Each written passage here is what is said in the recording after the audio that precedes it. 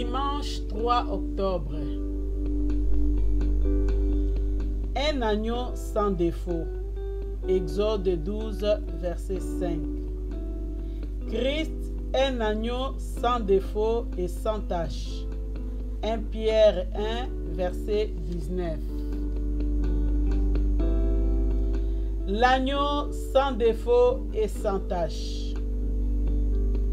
Jésus a été près de 35 ans sur la terre, dans un monde rempli de souillures morales, au milieu des pécheurs, environné de la puissance de Satan, et si au terme de sa course, il était remonté au ciel, il aurait laissé ici-bas la trace d'un homme parfaitement pur.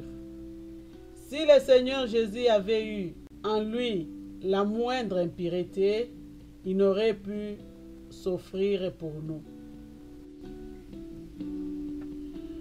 Lorsque sur le bord du Jourdain, au milieu des gens qui confessaient leurs péchés, Matthieu 3, 5 et 6, il demande à Jean de les baptiser. Il ne faut pas qu'on puisse penser que lui aussi dut se repentir et ait besoin du pardon de Dieu. Il s'identifiait avec les humbles, mais il était sans péché.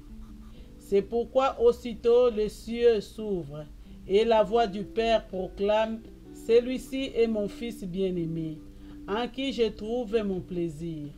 Matthieu 3, 17, référence Ésaïe 42, verset 1, verset 19 à 21.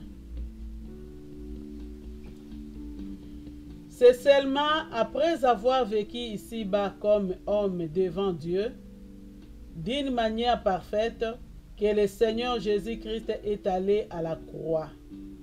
C'est lui qui, au commencement de son ministère, a été salué par Jean-Baptiste de cette parole: « Voilà l'agneau de Dieu qui ôte le péché du monde. » Jean 1, verset 29.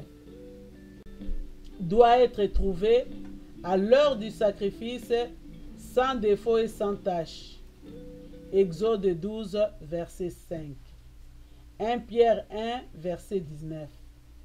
Il faut qu'il soit tel pour être agréé de Dieu.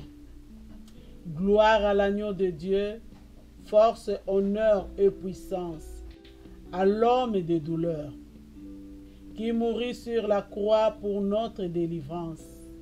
Nous t'adorons, Seigneur.